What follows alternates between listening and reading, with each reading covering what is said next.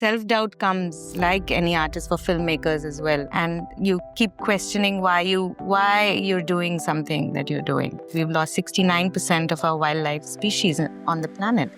So you question, what are these wildlife films really doing by the end of it? But then when you can make a difference even in your small corner, then you don't have a choice. You have to keep going. Do you remember the first project that you worked with him on?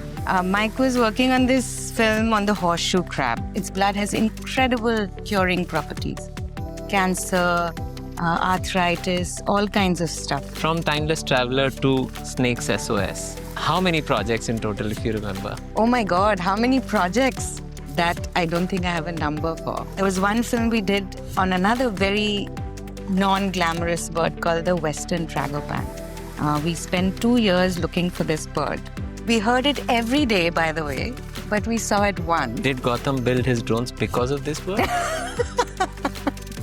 Frustration gives birth to innovation. Necessity is the mother of invention. That's right. And Jujurana is what they call it. If you were to advise someone who is starting out and wanting to be a filmmaker, what would you tell them from your experience? Do it only if you really...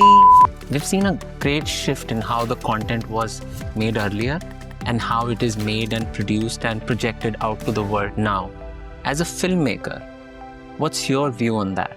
So mostly it's great. It also increases the responsibility on content creators and platforms to...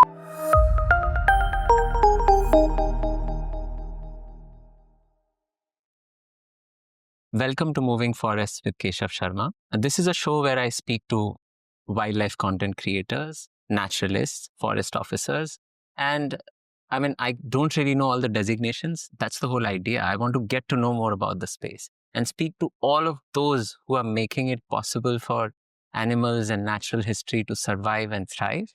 And today I am in conversation with Doel Trivedy, who is a mother, homemaker, and a filmmaker with a focus on wildlife. But I'd like to ask you, how would you introduce yourself? Same way, I suppose, and maybe in that order as well. Before I was a mother, like filmmaker would be the first thing, because I think we're all kind of used to just replying as what we are is equal to what we do. And especially if you work in this field, I think our work defines us a lot. Yes, so I'm a filmmaker, but now first a mother and therefore a homemaker, because I have to make it comforting for my daughter. And then definitely a very passionate storyteller and filmmaker. So I'd like to know a little bit more about how and where this journey started. And if you could share, if you remember that moment, that spoke to you. Mm-hmm. Sometimes we think of it in hindsight and say, oh, maybe that was the reason. Yeah, that's always a very difficult question to answer because I think it's all a journey anyway, and it just starts getting more and more solidified as we move along in life. And now, there is now where I am, there's no doubt about why and what I'm doing. But when I think about this question, because I've been asked this before, it could be while gardening with my father, where, the interest in the natural world began. It could be that. It could be while being in the forest on family trips, and being curious about, like all children, being curious about the natural world. And especially growing up in a city, going to a natural space always inspired that curiosity. So it's hard knowing like that.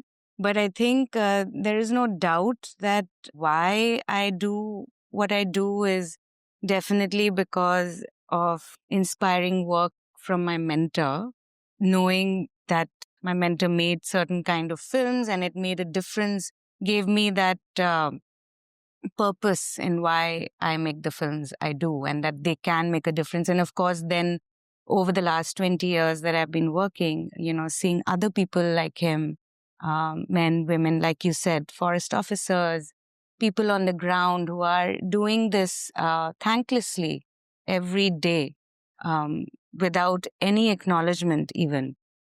That's why I think I keep doing what I do. Let's talk about your mentor and which of his work or her work inspired. Who is he? Who is he? What is he? Father-in-law, mentor, filmmaker. Yeah.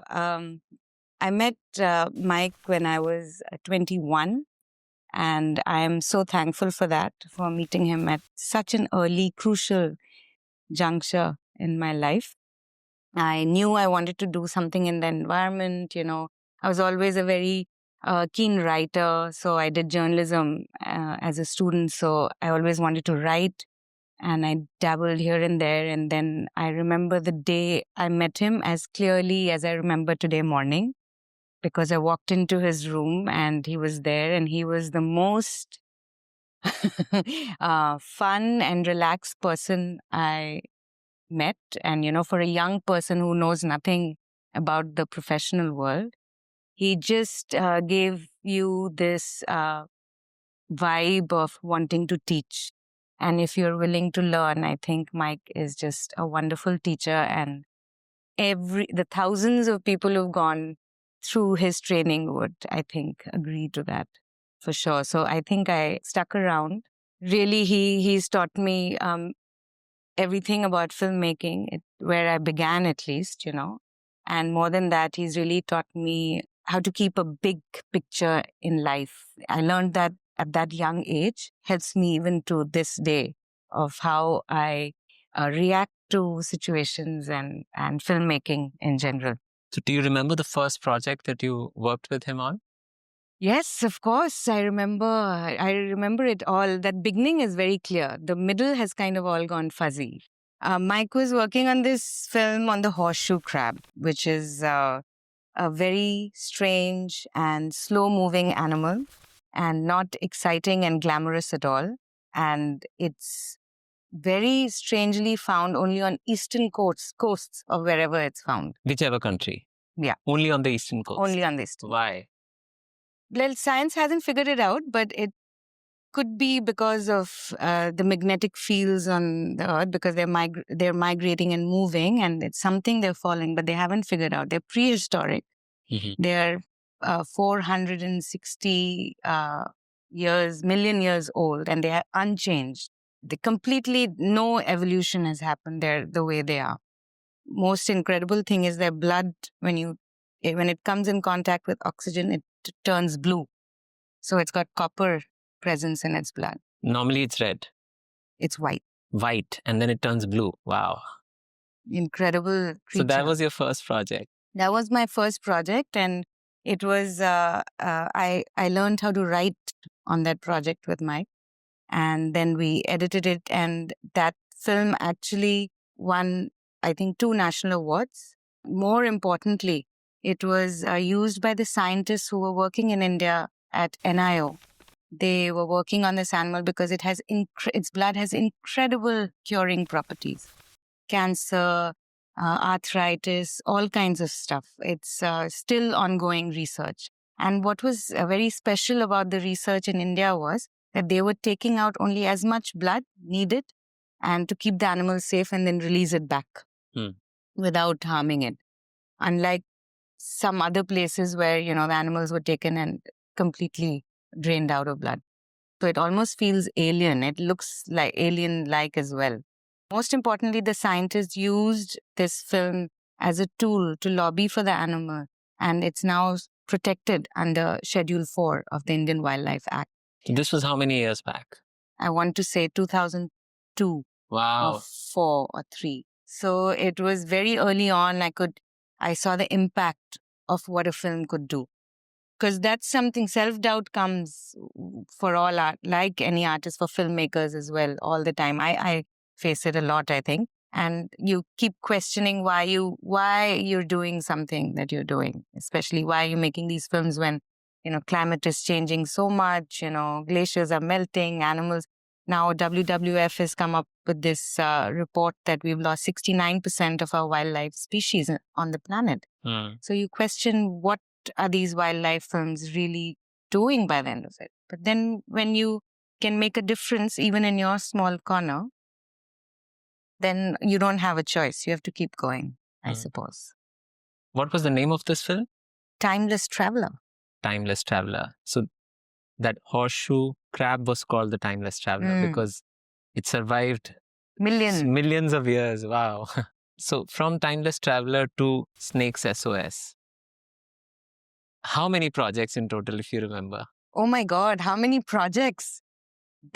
Oh my God, that I don't think I have a number for. I've worked on, because as filmmakers, you're working on small, big, all kinds of stuff. Wow.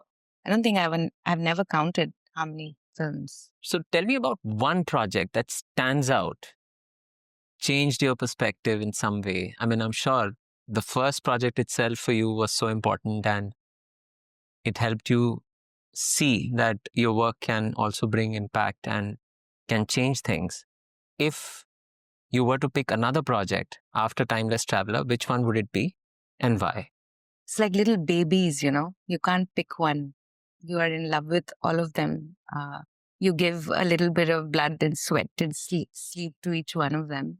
So they're all and they're all come at a different time in your life. So with each one, you've grown and you've discovered something new. So it's hard to pick.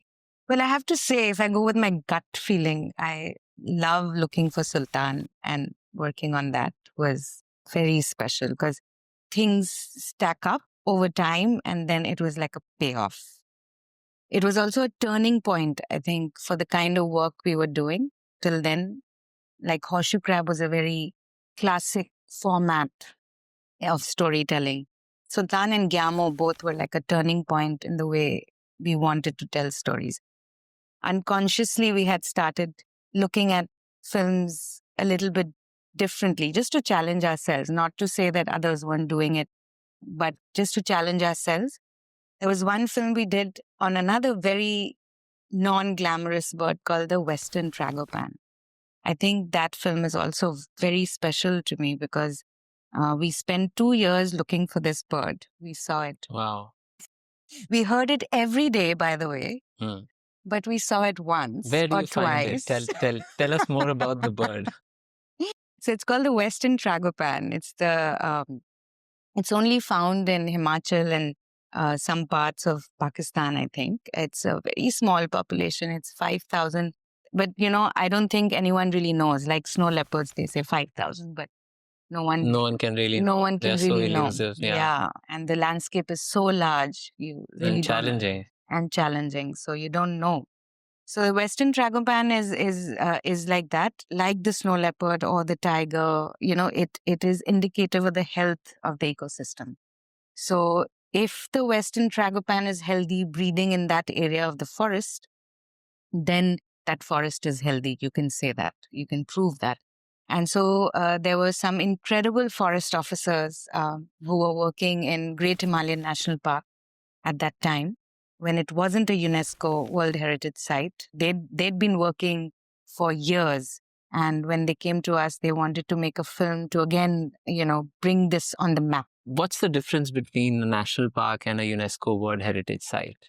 So a national park is recognized by the government of India, in India I'm talking about, as a protected site.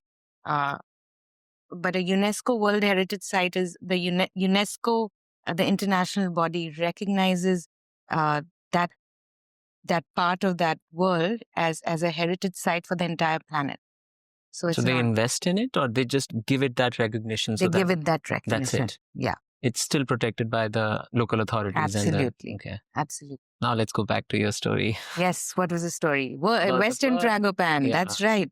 The forest department wanted to make a film on the Western Tragopan. We said, sure. We started making this film, and months passed and we never saw They commissioned the project. They commissioned the project. We were doing actually 4 films in Himachal Pradesh then. One was on high altitude lakes. There was on wetlands. There was some grasslands. And one of the films was on the Western Tragopan and Great Himalayan National Park.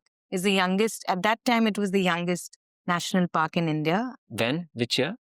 This is, again, I want to say 2012 is when we filmed this.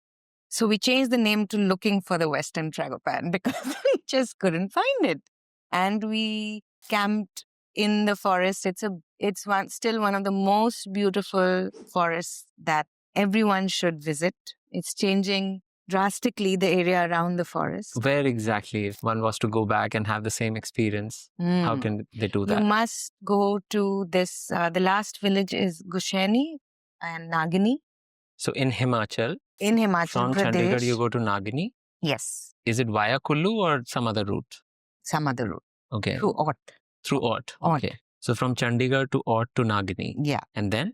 Or you take the most beautiful road, the better beautiful road if you have time, which is through Shimla and Shoja, which Okay. is a beautiful valley, Shoja Valley, and then through Jalori Pass, and you reach Nagini. Yeah, we've done all the routes getting to Nagini, trying to look for this very elusive So peasant. how many months you waited for the bird to show up? So for the bird to show up, the summer month is the best month because it's breeding season. So they call out to each other. So at least you have the sound to locate where it might be. That's what you think till you get there. So we went back summers, and after the monsoons, we went back a few times.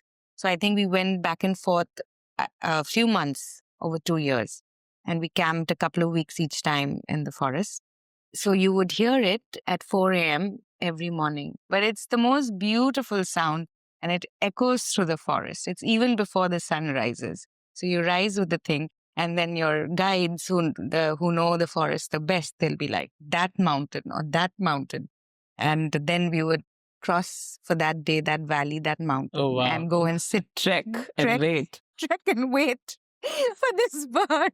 And it has flown to the other peak now. Oh, absolutely. We spent a lot of time doing this till we reached camera traps. And then we started putting camera traps, and Forest Department had already been doing some camera trapping.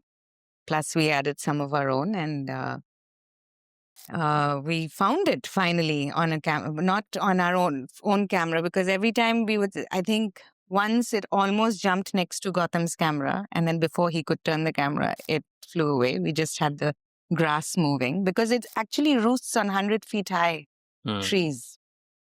And so you can't even reach up there. And did Gautam build his drones because of this bird? Frustration gives birth to innovation. Necessity is the mother of invention. That's right, that one. No, I don't think the drones came much later, but or maybe, a little later. They could have helped. Yeah, the drones would have definitely. But if he was doing his experiments in the mountains, he would have lost a few lakhs. A few Canon cameras would be sitting in the valley. Easily. Yeah. I'm sure we've lost a few over time anyway.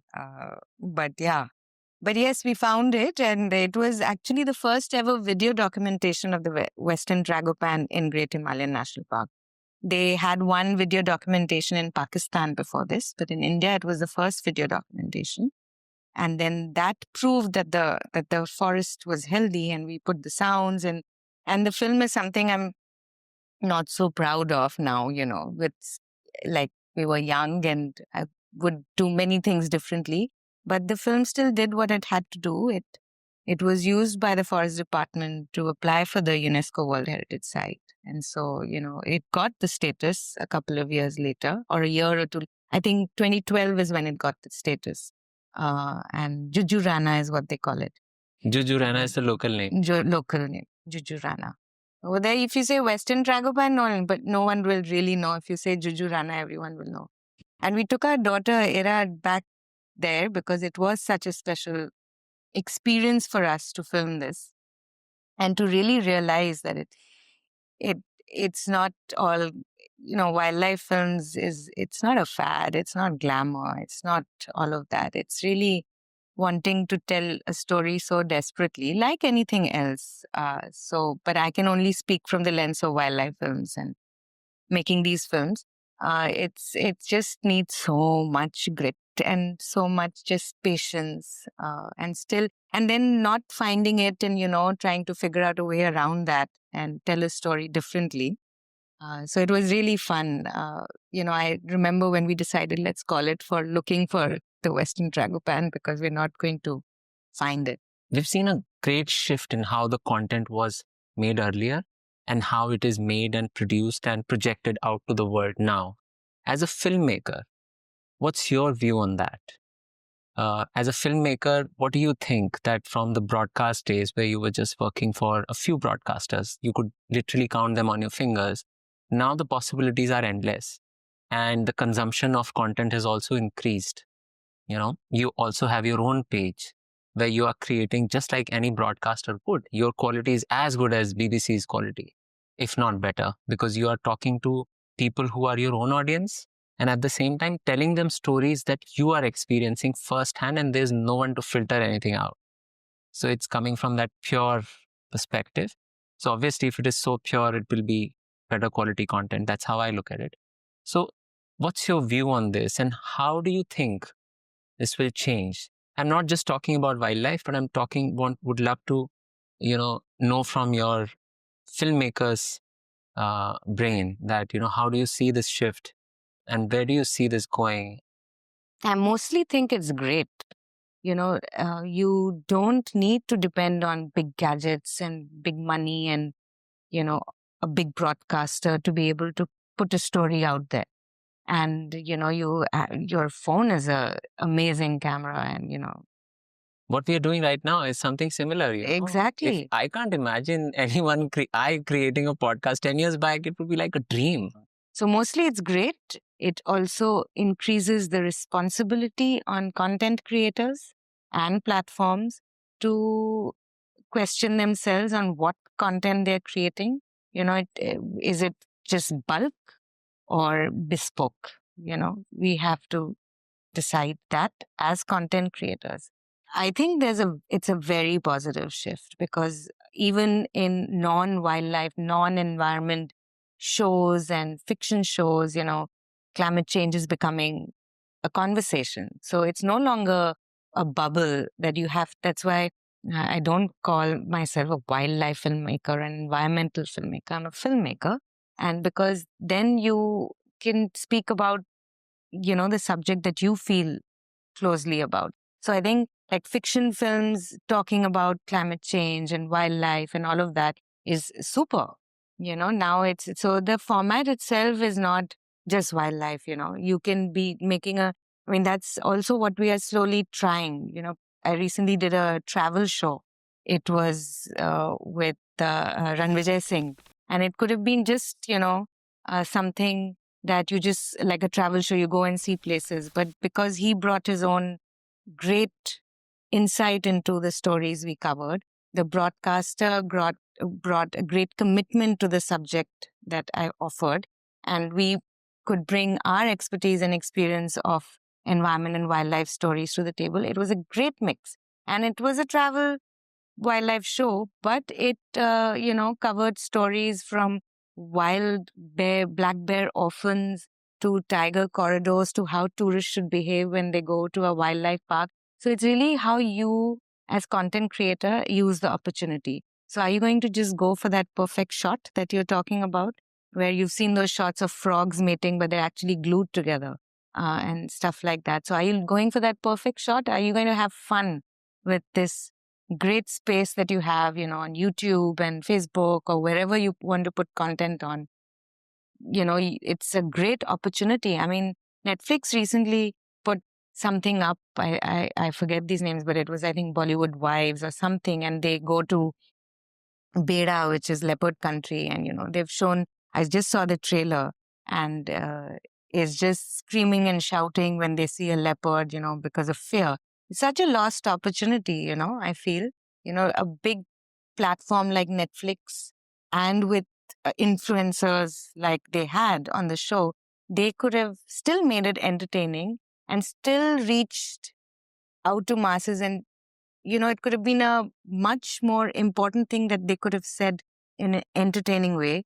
Yet they chose to reiterate the fact that you should be scared of wildlife.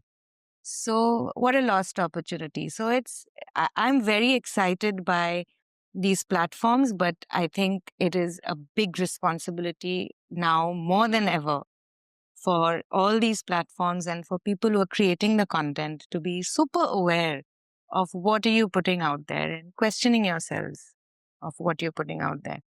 We have a great OTT platform called Water Bear, which is, it started in Amsterdam, but they're putting all wildlife and environmental documentary for I didn't free. know that. Wow. Yeah, Nice. for free. So you can just, in India, you can just download What's it. the name?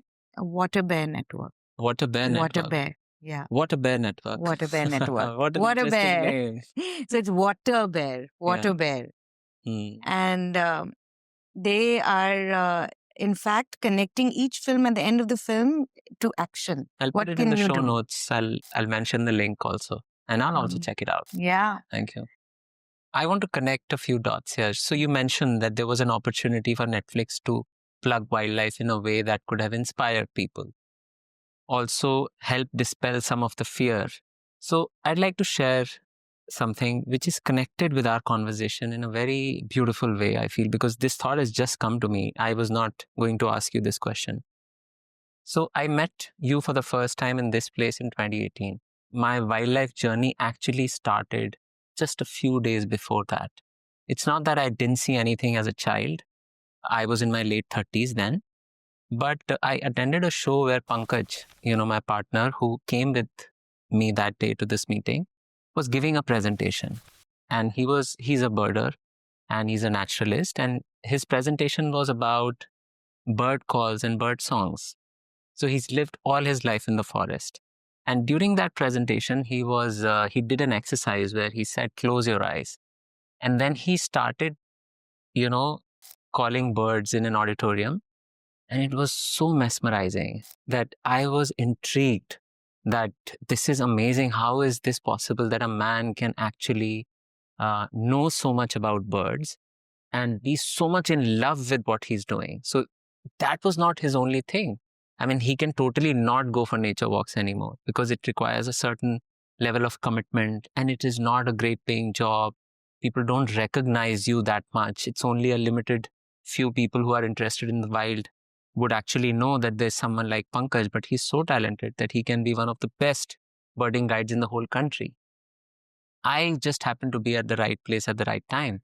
I was thinking of quitting my job and I was at this presentation where this man that I don't know is giving a presentation and is talking about bird songs and is singing those songs and taking us to the forest. That was for me. What was it for you that kick-started your journey? What was that moment, if you remember it? Or if there was anything that happened in your childhood? Because you did mention that you'd go out. But for me, it was that moment. I can clearly tell. But maybe because I was more mature and I could see my existing life and what I was missing out on. And after that, it didn't stop there. I went to his resort. I stayed there for 2 nights. I extended my leave. I was on an official trip. I went for nature walks in the morning, in the evening, at night with Ramesh, who's a naturalist. And it was like nature was talking to me. I saw bioluminescent fungus at night. And that was also quite a story. We were walking in the forest and suddenly the guy says that switch off all your lights. And I'm like, okay, switch off. And then suddenly everything lights up. Magical. It was insane. So yeah, you're right. I mean, just these small moments, somebody watching something on YouTube or Facebook or Instagram or any channel, even a random show which is about Bollywood vibes, can actually do it for you and make you fall in love with the natural world. So, uh, first, this is a two-part question. First, I'd like you to jog back in your memory and try to find that moment if you can. If not, do you try to do this in your films? And if yes, how? It's a very loaded question. Very. To answer your question of do we try to do that with the films? Definite yes. That's the sole purpose. Inspire some amount of either change in thought or at least trigger a thought, because change is big. Change takes time. You either give some knowledge and trigger some thought. You're able to trigger a thought. I think part of the job is done, a big part of the job is done. I think it's a series of triggers that actually results in a change. So I can speak about snakes because Gautam and I were thinking of doing something like this. And sometimes you have the idea of an idea, but you don't know what that is. And then it takes time for it to form. snakes are, of course, so feared, and it's a very difficult subject anyway because people don't like snakes from the get-go. And then we met Ben. So Ben is the rescuer, who's the main rescuer in Snakes SOS. So before that, we've been... What's his full name? Ben Hale Antau. So with the Snakes series, the idea was to, and we were already talking to many broadcasters about doing a rescue series around snakes or a series around snakes. We tried different ideas, some just a natural history kind of snakes and a rescue series, but nothing really kind of fit. And then lockdown happened and we saw Ben's Instagram profile, and literally we saw, oh, this guy doesn't pose with snakes. He's not, his posts are very thoughtful. So that really, we got them reached out to him and someone put us in touch. And then we did like a lockdown series on YouTube, where we just spoke to different people, just to understand what was going on. Like, we spoke to Karthik from Wildlife SOS, what you should do, because a lot of fledglings were falling down that time. So we spoke about that. Then we spoke to Ben about snake rescues, and his wife also came. And then this idea just germinated that day of doing a rescue series with him. And then we filmed with him just like that, under lockdown, put something together.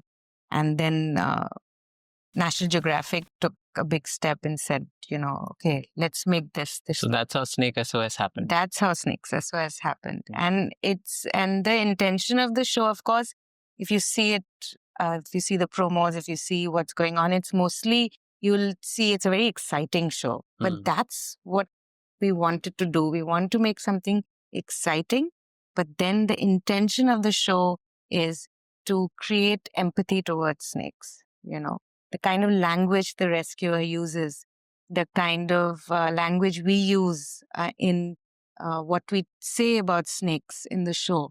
We hope that will trigger slowly. You're not saying deadly, you're not saying slithering, you're not using those words that we are associating with snakes all the time, dangerous, but giving more information. So you hope that information will enable people to understand snakes more and then empathize more. And then, of course, venomous snakes, you have to be careful. Yeah. But you understand them more. And, you meet kids, and if you ask them what... They're not scared. Yeah. Sometimes they're not, yeah. They're not. They don't have perception. Yeah, that for sure. So kids have loved the show because, they love it. But I was speaking about, if you ask kids in India and you ask them to name a couple of snake species, do this experiment, and you'll hear rattlesnake, black mamba, cobra, but you don't hear of the other species, Indian species, so much because TV has, foreign content so much, and there's black mamba and... This is glorified a few species. And yeah, that's all, so rattlesnake and all these snakes everyone knows.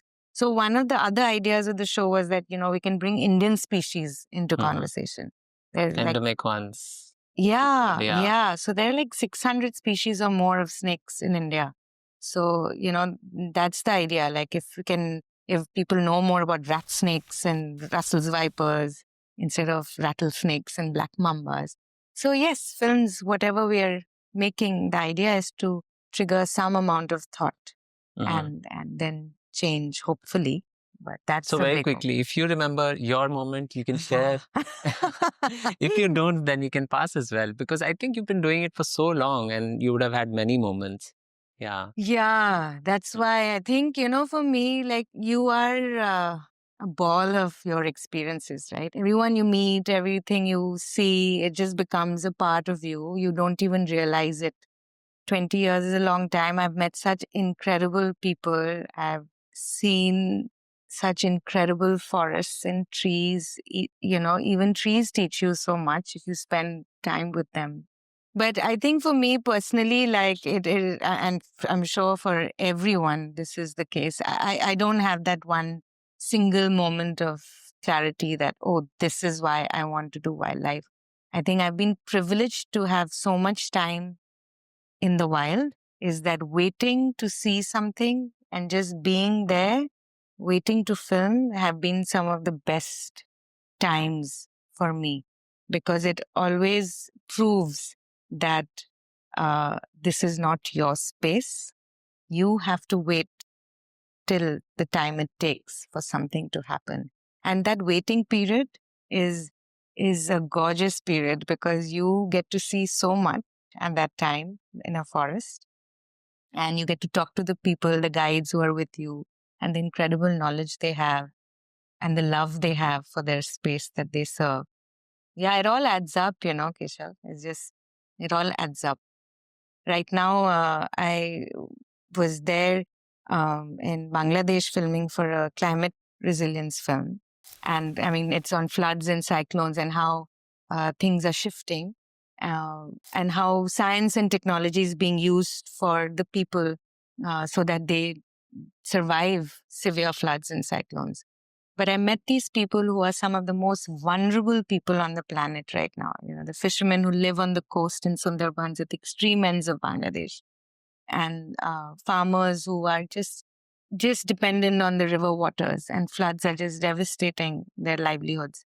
But there is so much resilience in these people that, of course, they have the burden of this resilience, which they don't deserve. But it's incredible when you meet people who've moved 20 times in their lives because the flood waters have drowned their home. Insane. It's insane is the word. It humbles you and reminds And you. they've lost everything every time. Every time. Oh my God. Other than their lives. So I filmed with this one woman who is married to a man who lost his wife, his 4-year-old and 8-year-old sons in a severe cyclone. So it's heartbreaking, heart-wrenching stories. And we, people living in the cities and in the developed world, we owe them to change the way we live. We live, absolutely. You said it. Yeah. We owe them, because it's great to say, oh, they're so resilient, and, and they have this romantic notion of a fisherman. But why should they bear the burden of this resilience? And Bangladesh especially is it's landlocked, and it's a water country. There's water from 59 international rivers flow through Bangladesh to meet the sea. And I think small and big rivers, there are 700 documented rivers in Bangladesh. So it's just water everywhere. People are living in the spaces between water. So they don't have highlands to go to. It's a floodplain. The entire country is a floodplain. Crazy. I never thought of it. Crazy. It's the delta, biggest delta in the world. And so they're literally like at the mercy of the waters from everywhere. So that's your next project? That's my next project. I just finished filming that, and I'm going to be editing that over the next couple of weeks. And that'll be out on Water Bear, actually. Okay. Excited about that. It's hard to say excited when it comes to these stories, but it's important to tell these. I mean, that's all we can do as filmmakers as well. Just tell these stories. You didn't know people. I didn't know people had to move 20 times, 14 times, because the river would just drown it. And it wasn't like this before. It was once in 12 years, 15 years. So people... Now, what's the frequency now? A severe cyclone is every year. A severe flood is every 4 to 5 years. So, people don't really have time to adjust to a new place either. And very vulnerable, very vulnerable. So, yeah, because earlier I think it happened slowly. So, people had the time to shift, to move, to adjust. But now it just comes suddenly. But it's a positive story, because we have to believe that we have the solutions to make a difference. There is enough science and information at hand. So that's the story. That's the story. It has to be used. You don't want to hear about floods like Pakistan. So there was a big flood in Bangladesh in 2020, but it didn't make it to the news, because forecast and science and information was used to move millions of people, and people didn't lose their lives. What happened in Pakistan is very difficult. People are still dealing with the floodwaters. So what happened in the States, right now, recently with the cyclone. So it's just Cyclone Ian. I mean, we are way beyond the tipping point. We are foolish if we don't use the science and knowledge we have.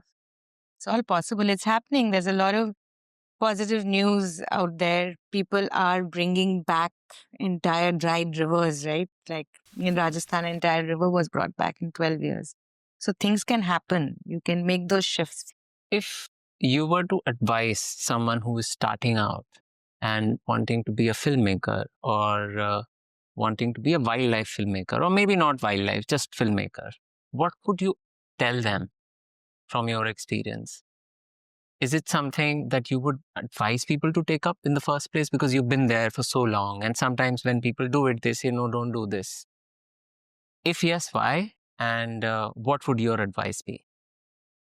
Do it only if you really want to do it for the sake of making the films, first of all.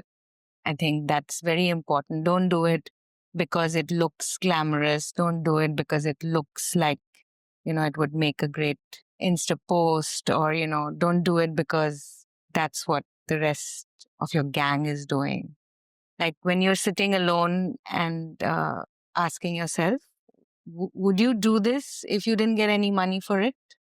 Would you still wake up and do this? Would you still want to tell this story? Of course, everyone wants to make a living. So I'm not saying you do this for free all the time, but would you do it if it wasn't being seen by anyone or you were not being paid for it? If the answer is yes, then definitely do it. Because I think that's what keeps you going, because it's tough, right? It's not easy. And you have to find your own voice of how you want to tell these stories. I mean, from a completely filmmaker perspective, do it if you really want to do it, and don't try and ape things because there is so much out there that you feel like that's how a wildlife film should look like, or that's how it should sound like. This is what I must do for it to be good. No, there are no hard and fast rules. So I think you have to just, if you have the passion for making it, you just start putting that idea down. And of course, you have to figure out where to get the money from and how to shoot it and all of that. And I think there are enough people in the field who would gladly help anyone who wants to start out. So yes, that's the advice I would give, I think. And don't wait for instant gratification, because it's not long lasting. Yeah, it's very important to answer why you want to do that in that given moment. It might change in 2 years, 3 years, 5 years, but in that moment, why is it important for you? If you can answer that, I think then you should definitely be making wildlife films. Last question. Are you really going to use the answer that I cut through the bullshit? Absolutely. That's the only thing I'm going to use it. You've lived all your life in Delhi. Now you've moved to Goa. Why did you come to Goa? What made us move to Goa was our daughter. I mean, she was very young. She was 3 and she was asthmatic, and we just had to get out of the city. So we wouldn't have moved at all. It's unfortunate how a city is just pushing people away because of how I still love Delhi. It's my beloved city, and I hope for it to get better. I miss the summertime, gulmohars and laburnums and the trees, and don't see any neem trees here. So I do miss Delhi a lot. But Goa has been very kind, and we've built a very rich and good community of friends, and we love it here now. And we love how Ira can just be outdoors for most of the day. Like we grew up as children. I don't remember being inside the indoors at all. Folks had to call us back when it was getting dark. Yeah. So Ira is, most days she's swimming. She's now learning how to sail. She's running around, climbing trees, observing moths at night and insects in the morning. And we growing things in our small veranda. So Goa has been very kind, and it's good. It's good to have nature at our doorstep, but With so much migration, Goa is also changing. So every person who moves here should be kind of aware of what they're doing to this, because Goa is an extremely wildlife rich state. Yeah. So what Contrary to what people think about Goa. Yeah, it's extremely wildlife rich. So, snakes are at doorstep, bats. I didn't mean people who are living in Goa, but everyone who comes from north, for them, Goa is just a party place. Party That's place. it. Nothing else.